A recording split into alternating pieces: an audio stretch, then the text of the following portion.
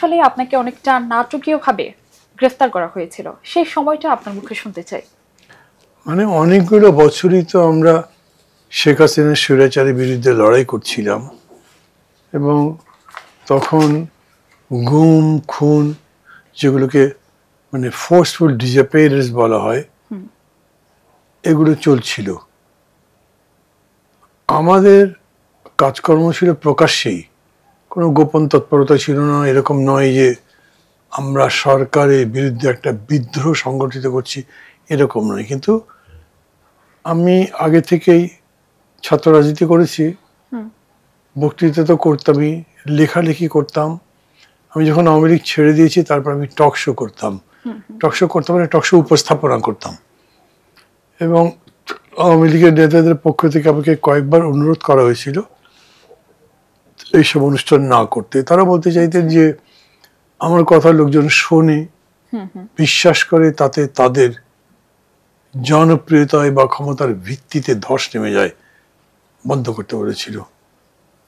সেটা আমি করিনি। তার ফলে ইতিমধ্যে এরকম হচ্ছিল যে আমাকে টেলিভিশন থেকে আস্তে আস্তে স্ক্রিন আউট করার চেষ্টা হচ্ছিল। তারপর এই গ্রেপ্তারের ঘটনা যেটা, সেটা একটা অদ্ভুত বিষয় যে হঠাৎ করেই মানে আমি এটা টের পেলাম যে আমাকে হয়তো গ্রেপ্তার করবার চেষ্টা করা হচ্ছে, মিডিয়া থেকে শুনলাম। সে সন্ধ্যায় আমি বাসায় যখন গেছি, আমি থাকতাম গুলশানে 102 নম্বর রোডে, যেখানে আমি এখনো আছি।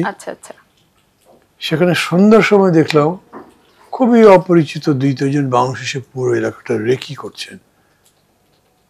আমি বুঝলাম যে এটা এরকমই হবে। সো আমি ওই রাত্রে বাসায় ছিলাম না।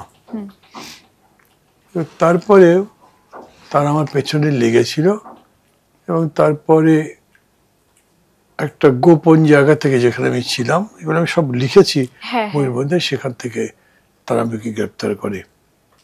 একটা বীভৎস দৃশ্য জনগণের সামনে হাজির করার চেষ্টা করে। কারণ আমার বিরুদ্ধে অভিযোগ তো কিছু ছিল না, তার অভিযোগ বানাবার চেষ্টা করছিল। আমাকে যখন রিমান্ডে রাখা হয়েছিল, তখন তারা আমাকে, আমার 2 বারে 10 দিন 20 দিনের রিমান্ড ছিল। প্রথম 10 দিন খাটবার পরে আরো যখন 6 দিন গেল, এই সময় আমি অসুস্থ হয়ে পড়েছিলাম।